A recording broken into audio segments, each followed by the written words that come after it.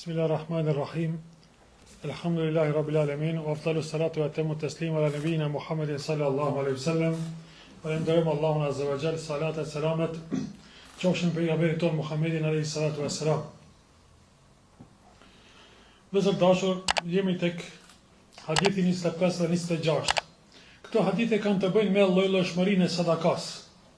Ku pejgamberi sallallahu alaihi wasallam na tregon që sadakaja nuk është vetëm se dhënje, por ka lloj-llojshmëri të sadakas dhe na tregon format se kur dhe qysh pra një besimtar shpërblehet nëse i vepron këto gjëra. Transmeton nga Abu Dharri, sahabiu i njohur i pejgamberit alayhis salam, se disa njerëz kanë ardhur te pejgamberi sallallahu alaihi wasallam duke u ankuar dhe i kanë thënë: "O i dërguari i Allahut, të pasurit i morën shpërblimet dhe shkuan ata. Mbetëm ne pa shpërblime." Ka thënë, ata po falen njëjtë sikur se ne, dhe po agjerojnë njëjtë sikur se ne, dhe po japin prej pasurisë që kanë, po japin sadaka, e ne ku t'i marrim atë? Nuk kemi pasuri. Pejgamberi sallallahu alaihi wasallam këtyne u tha: "A nuk po dini që Allahu azza wa jall, a nuk ju ka bërë Allahu juve gjëra që ju të jipni sadaka dhe konsidero se keni dhënë sadaka? Për çdo lavdrat, subhanallah që thoni, i lavdëruari, i patmeta, qoftë Allahu azza wa jall, pra subhanallah që themi, tesbih, do të keni shpërblim. Për çdo tekbir Allahu akbar keni shpërblim, për çdo falënderim elhamdulillah keni shpërblim, sadaka për juve. Dhe për çdo fjalë la ilaha illallah që thoni, ju shkruhet sadaka. Urdhri në të mirë që urdhroni, këshilloni, është sadaka. Ndalimi nga e keqja është sadaka.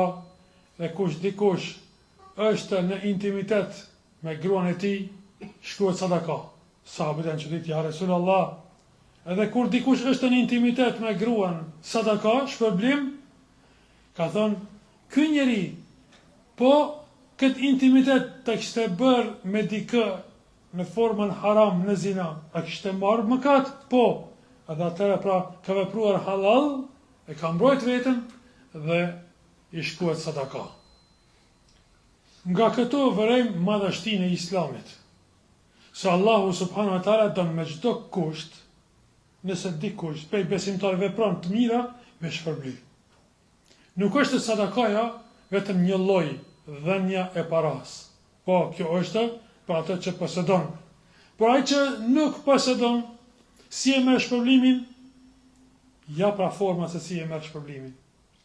Mjafton veç në jetin ta ketë që atë kisha pas edhe unë, që t'jap sadaka, ai merr shpërblim prej Allahut subhanahu wa taala. Pastaj, duke mos i neglizhuar këto gjëra, po na tregon pejgamberi sallallahu alajhi wasallam se sa madhështore është për një besimtar kur thot subhanallah, Allahu akbar, alhamdulillah, la ilaha illallah, e falenderon Allahun azza wa jalla, e bën dhikr Allahun subhanahu wa taala.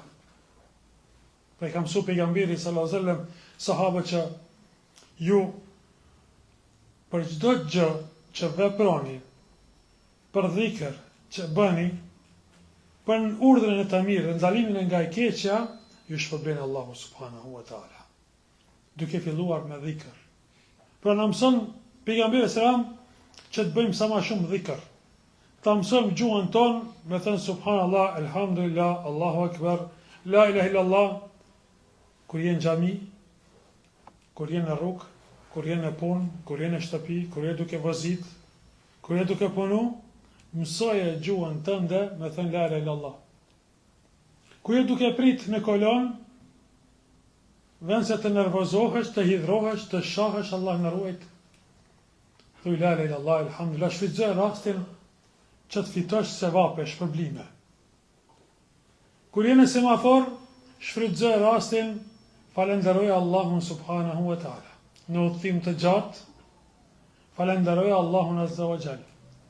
Mësoje gjuhën tënde në çdo moment me falenderu, me madhru, me përkujtu Allahun subhanahu wa taala.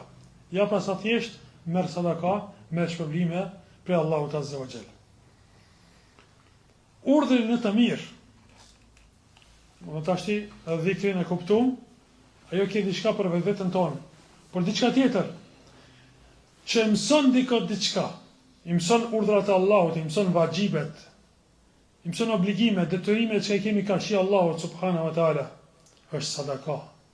Dikujt më thënë, ka thënë pejgamberi sallallahu alaihi wasallam, tregon një hadith të pejgamberit sallam, e këshillon atë marrë sadaka. Tregon obligueshmërinë e 5 kohëve të namazit, shokut tënd, koqijut, kolegës së punës, një familjarit, djalit, vllaut, babës, nanës, merr sadaka, merr shpërblime për Allahut azza wa jall. Po më ndalu dikën nga e keqja, duke i treguar se çka janë haramat, çka janë ndalesat. E ka një vest të keq. Është dikush duke u shoqëruar me shoqëri të keqe. E këshillon që mos rri me këta shok se nuk janë shok të mirë, mundën ata me të deviju ty, mundësh ti mund ndiku prej atyre. Kjo fjalë shumë e thjeshtë, një këshill e vogël, merr shpërblime prej Allahu subhanahu wa taala, kinse ka dhënë sadaka. Dhe pra, për çdo gjë kemi shpërblime për çdo veprim. Po edhe nëse veprimet i shfrytëzojmë pra këto gjërat që i bëjmë, janë të veprime halal. Edhe për atë shfrytëzimi i halalit ke shpërblim për Allahu subhanahu wa taala, vetëm se vetëm nuk ke vepruar ndonjë veprim haram, kështu që edhe në intimitet janë çuditë dhe sahabët kanë thënë edhe këtu sevabe ka të po. Edhe këtu shpërblime nëse njëri kishte vepruar pra gjëra të ndaluara, kishte marrë mëkat për Allahu subhanahu wa taala, e kurse kur vepron aty ku ka mundësi me bë haram, vepron bën gjëra halal, padyshim që shpërblehet sikur se me dhënë sadaka. Për çështjen tek sadakaja o vëllezër të dashur, a shihni se sahabët e pejgamberit sallallahu alajhi wasallam sa kanë qenë të kujdesshëm për me dhënë sadaka. Do thonë, kanë qenë të etur për me dhënë sadaka, jo veç të etur, por ka ardhur ajeti Allahut subhanahu wa taala se kanë lotu sytë e tyre. Tafidu a'yunuhum hazanan alla yajidu ma yunfiqun. Sytë e tyre lotonin pse nuk gjenin çka me dhënë sadaka. Kur të tjerët kanë dhënë, e disa të varfër nuk kanë gjetur çka me dhënë, kanë lotu. A shihni se sa kanë qenë të etur dhe çfarë motivi kanë pas për me dhënë sadaka. Po normal se kanë ditë se çfarë shpërblimi fitojnë tek Allahu subhanahu wa taala. Kanë qenë të sinqert, kanë qenë të bindur se rreziku është në dorën e Allahut subhanahu wa taala. Kanë qenë të lidhur me ahiretin e Allahut azza wa jall, kanë qenë të lidhur me kënaqësinë e Allahut subhanahu wa taala, andaj pse s'po gjen ti me dhën, me ndihmu një të varfër apo një jetim apo një punë të hajrit, me të lotu syt. A ka ndodhur? A keni dëgjuar që ka ndodhur diku? Rall apo hiç. Kjo është pra një diferencë mes neve dhe mes sahabëve, mes shokëve të pejgamberit sallallahu alaihi wasallam. Është një dallim i madh me sinqeritetin e tyre, me besimin e tyre, me dashurinë ndaj Allahut subhanahu wa taala, me shpresën në xhenetin e falën e Allahut azza wa jall.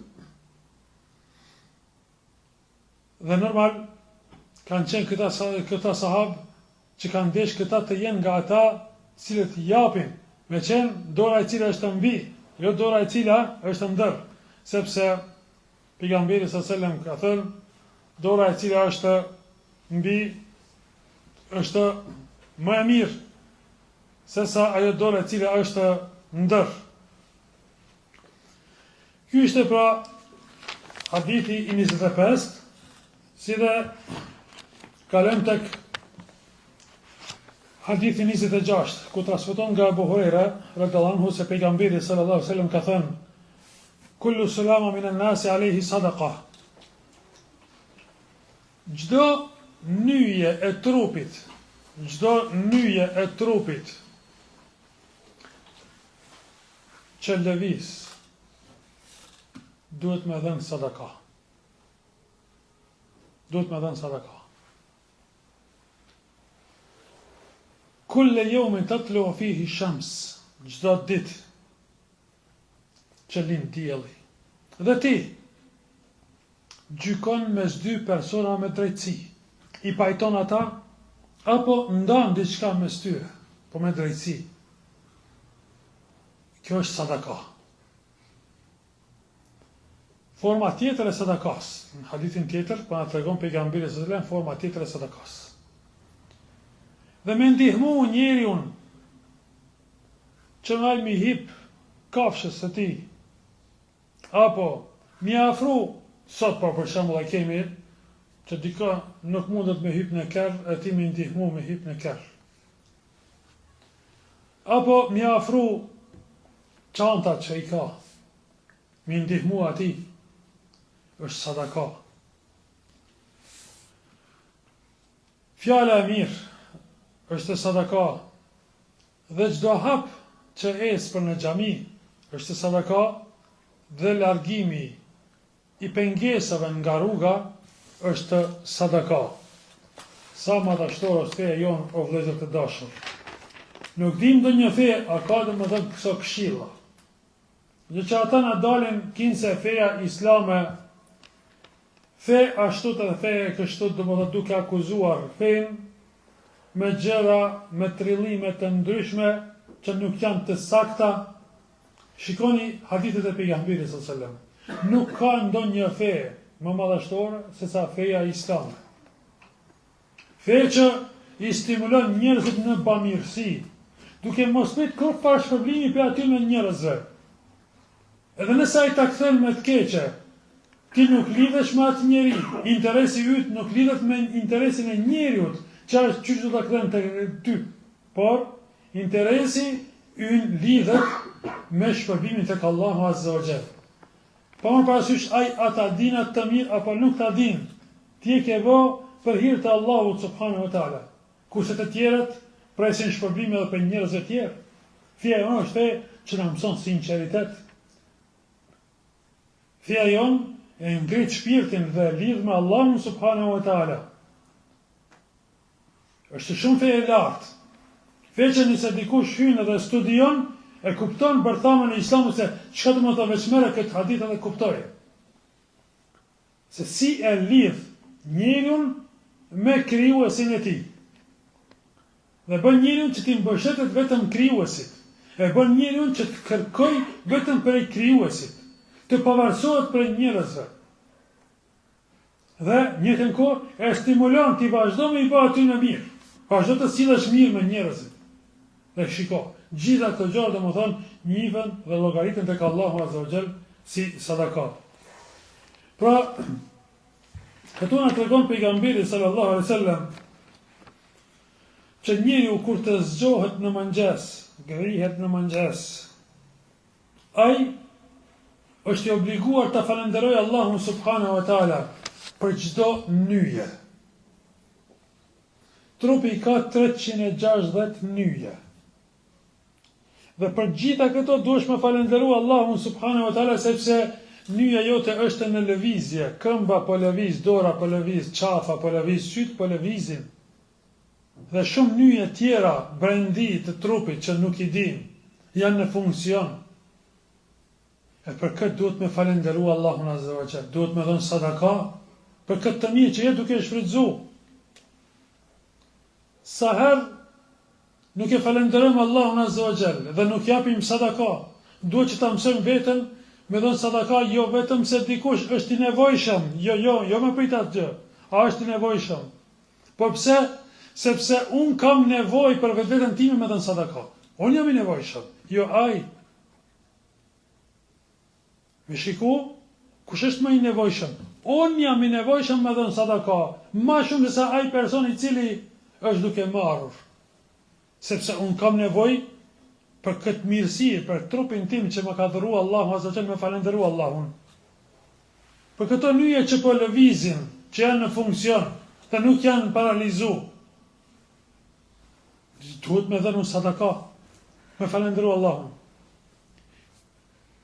Mendoni dhe kujtoni mirë, kur kemi dhënë sadaka, për shëndetin që e kemi. Kur kemi dhënë sadaka për shëndetin që e kemi. Kujtohu mirë. Rastet që i ke dhënë sadaka për çka ke dhënë, janë të i dhënë filanit ndihmë, hajde për ndihmojmë. Ose filan është i nevojshëm, hajde për ndihmojmë. Pra ka ndodhur ndonjëherë me dhënë pa qenë dikush, pa ndonjë ftesë, pa ndonjë gjë, dhe me dhënë vetëm pse jam shëndosh e mirë, po du më të sadaka. Pra, mos t'japim veç sadaka, sikur t'jap sadaka që Allah më ndihmu në të ardhmen, t'jap sadaka Allah më largu në të keq, okej, keq në rregull. Por, edhe në këtë formë, edhe këtë njetë, me këtë njetë më dhënë sadaka. Për shkak trupit që e kam në më funksion. Dhe për shkak shëndetit që e kam.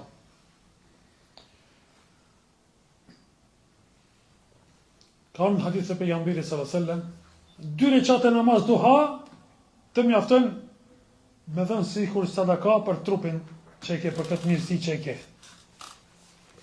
Dhe 2 recate namaz duhas.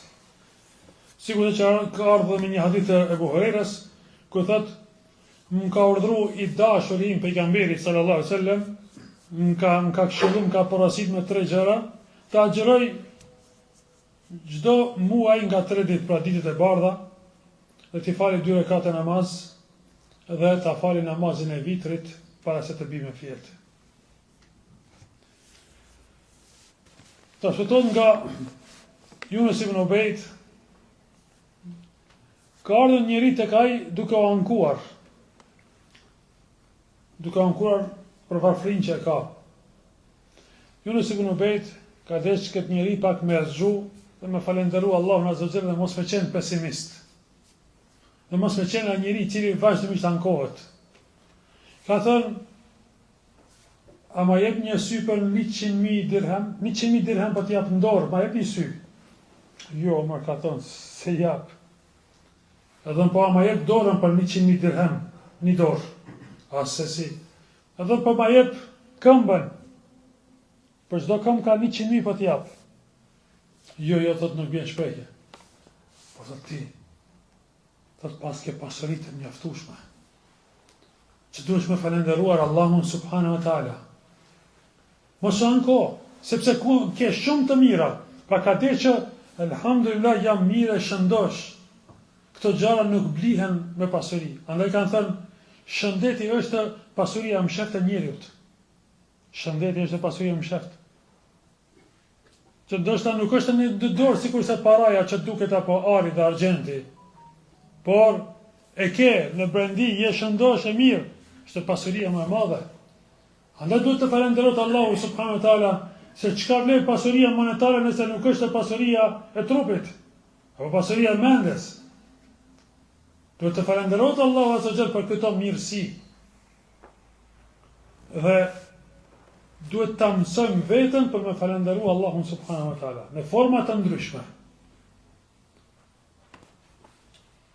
Dhe thot Allahu, thumma latus'aluna yawma idhin 'anil na'im.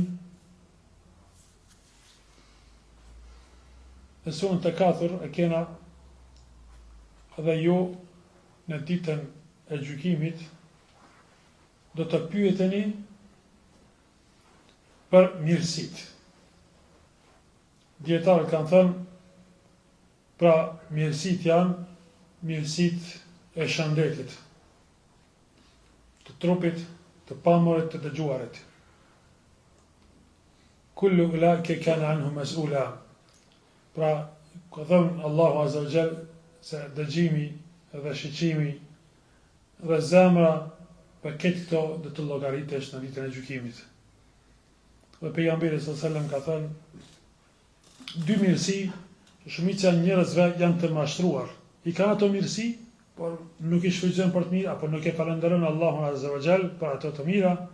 Ajo është pra shëndeti edhe koha e lirë, sepse edhe koha e lirë është një mirësi që Allahu azza wa jall i ka dhënë dikujt, e nëse nuk e shfrytëzon kohën e mirë, pra ai në fakt është i mashtruar. Çdo ditë, ka thënë pejgamberi sallallahu alaihi wasallam, që lind dielli, dhe ti vepron një punë të hajrit, një punë të mirë.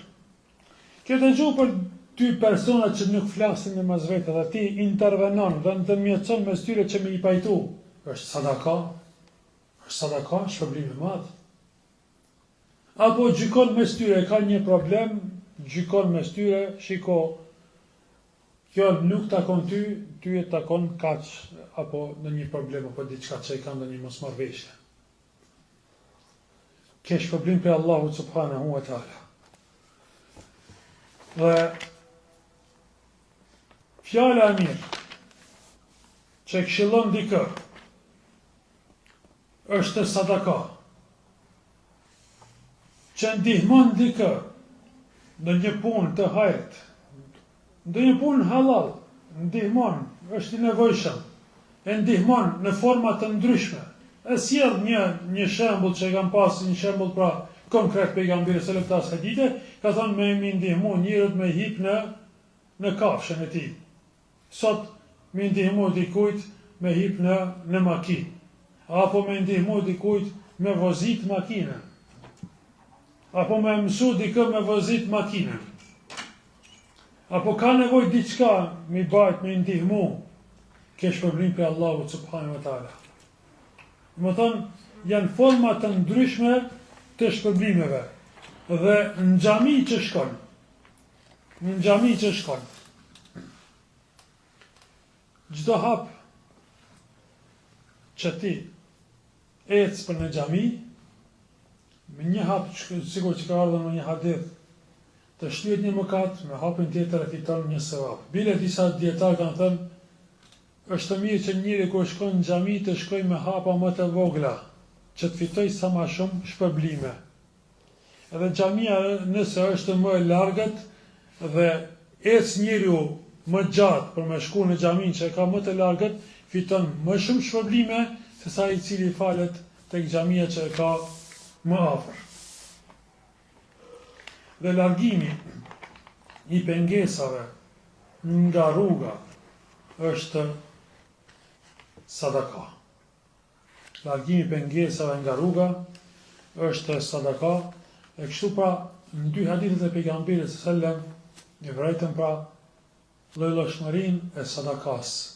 Dhe si fiton njeriu shpërblimet e sadakas edhe nëse nuk ka dhënë, nuk ka pasur mundësi me dhënë pra në formë të investimeve, në formë të monedhës. Pra, në dy hadithe vërejtëm edhe rëndësinë e fjalës së mirë, apo rëndësinë e urdhrit në të mirë dhe ndalimit nga e keqja. Që duhet të mësojmë në gjuhën vazhdimisht me fjalë të mira, e jo me fjalë të këqija. Nëse flasim mirë, marrim shpërblime. Nëse flasim keq, marrim mëkate. Andaj, ta mësojmë veten tonë vazhdimisht me llojshmëri të sadakas. Qofshin me falënderim të Allahut, me madhërim të Allahut azza wa jall, me urdhën e të mirë, ndalimin nga e keqja.